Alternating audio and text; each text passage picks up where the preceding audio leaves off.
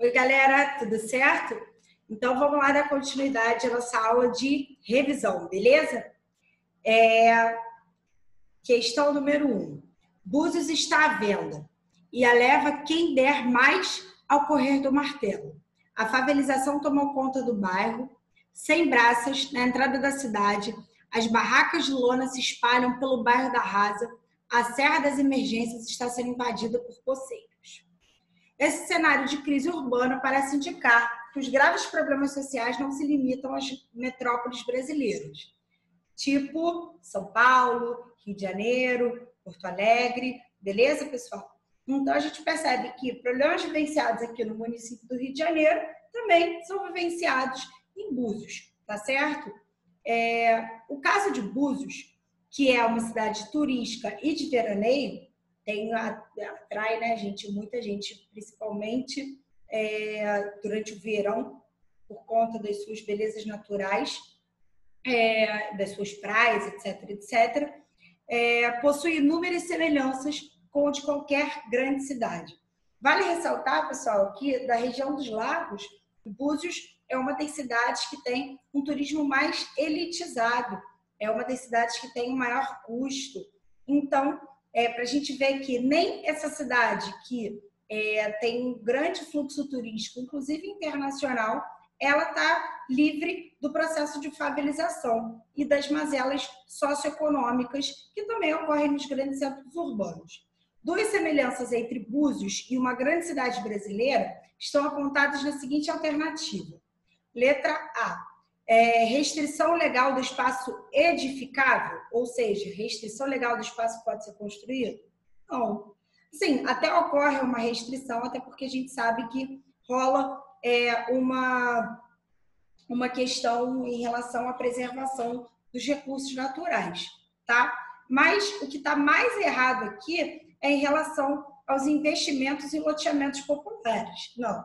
Até porque se esses loteamentos populares existissem, consequentemente, o processo de favelização ele não precisaria ocorrer, certo? Então, a letra A está equivocada. B. Chegada crescente de migrantes. Em Búzios, a gente vê que esse processo de favelização tem relação, sim, com o crescimento da migração de pessoas para lá, obviamente. Só que, por exemplo, se a gente for analisar os grandes centros urbanos em relação ao Rio de Janeiro, nós também já passamos por isso. Nosso processo de favelização, ele também tem uma grande relação com o fluxo migratório de várias partes do país, inclusive em direção ao nosso município. Mas se a gente vai olhar políticas municipais de estímulo ao êxodo rural, não é isso, até porque não precisou haver uma política municipal de estímulo ao êxodo rural para ter crescimento da favelização, por exemplo, no Rio de Janeiro. Ocorreu o crescimento da urbanização associado principalmente ao processo de industrialização, tá certo? Letra C, mercantilização do solo urbano, ou seja, quando as pessoas precisam pagar pelo solo urbano para comprar, tá certo. Por quê? Parte da galera não consegue pagar e pelo fato dessas pessoas não conseguirem pagar para morarem em determinadas áreas, elas acabam ocupando áreas irregulares ou de forma irregular. E segregação dos menos favorecidos em áreas desvalorizadas. Justamente essa galera que não consegue comprar, ela é obrigada, para conseguir ocupar aquele espaço, a viver em áreas marginalizadas, algumas vezes áreas que não são legais, não podem ser construídas, tá? Mas é uma estratégia que essas pessoas têm dentro da lógica capitalista de garantirem a sua porção no espaço urbano, tá? Então, o gabarito é letra C. A letra D fala de ocupação agrícola desordenada, então não vou nem falar sobre ocupação agrícola em espaço urbano, que não faz sentido, né, gente? Isso tem a ver com o espaço rural. Número 2. Cidade média lidera crescimento da população.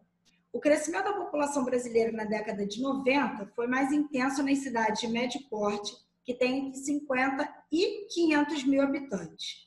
Mostram os dados preliminares do censo 2000.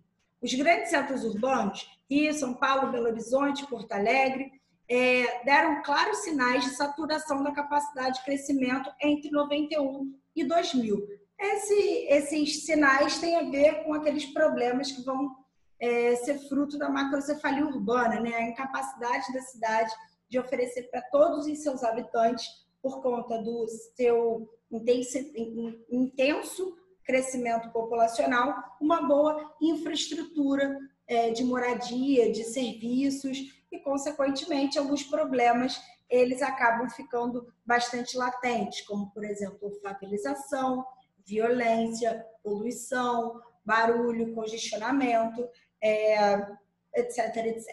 Tá certo? E aí, parte das pessoas acabam procurando as cidades médias como uma forma de tentar fugir desses problemas urbanos. É disso que todo o resto do texto vai acabar tratando, trazendo porcentagens para justificar isso, em relação ao crescimento das cidades do interior e ao crescimento inferior das grandes cidades. Os novos dados do crescimento urbano no Brasil mostram que as maiores taxas de crescimento estão agora nas chamadas cidades médias e não mais com as grandes metrópoles. A gente pode relacionar isso também, gente, não podemos esquecer, a questão da desconcentração industrial, porque parte da população que antes vivia, que conseguia emprego nesses grandes centros urbanos, no setor secundário, também vai acabar ficando desempregado por conta da fuga dessas indústrias pelos altos custos de produção dos grandes centros. E aí até essas indústrias vão procurar cidades médias para poder se instalarem e, consequentemente, terem um menor custo de produção e maior margem de lucro. Uma dupla de fatores que ajudam a explicar essa tendência letra A, investimentos estatais na industrialização do interior. Gente, investimento estatal, a gente até pode considerar se a gente vai falar de incentivos fiscais por parte dos municípios, tá? E das cidades menores. Mas política de controle de imigração interna está errado, isso não acontece. Letra B, crise no setor metropolitano de serviços. Não, se a gente vai falar crise de alguma coisa, a gente vai primeiro destacar a crise em relação à saída das indústrias, como eu disse, o processo de desconcentração industrial. O setor de serviços ele vai ficar saturado, sim, tá? E isso vai acabar aumentando o mercado informal e as taxas de desemprego. Ok, mas a gente não pode falar que essa é uma dupla de fatores que vai explicar, que vai ser a causa do crescimento das cidades médias. Fragmentação municipal devido à política de emancipações, que emancipações são essas, não faz o menor sentido. Então, a letra B não pode ser. Letra C, redução da fecundidade nos grandes centros, está certo. A taxa de natalidade vem caindo gradativamente, dentro da lógica da teoria da transição demográfica, e, consequentemente, o número médio de filhos por mulher, a taxa de fecundidade também. E associada a isso, a gente tem uma perda da capacidade de retenção de migrantes pelas grandes metrópoles, por conta de todos aqueles problemas, inclusive pela redução da oferta de empregos. Tá? O gabarito é letra C de casa. D não pode ser porque tanto a questão do desenvolvimento da agroindústria quanto assentamentos fundiários, a gente discute isso mais quando a gente está falando de espaço rural, beleza? Então, vamos para número 3. Considerando os estudos atuais da geografia urbana, os indicadores sociais apontados na tabela acima contribuem para explicar o conceito de... gente, precisa saber analisar a tabela, tá? Não esqueçam disso, por favor. Então, se a gente for analisar essa tabela, a gente vê que a Zona Sul, ela apresenta a maior expectativa de vida, a menor taxa de analfabetismo e a maior média de anos de estudo, ou seja, as melhores condições de vida e, por sua vez, a gente pode enxergar também a maior renda por parte da população, tá? O maior poder aquisitivo. Em contrapartida, nos bairros mais pobres, como, por exemplo, do subúrbio, a gente vai ver uma expectativa de vida menor, uma taxa de analfabetismo maior e uma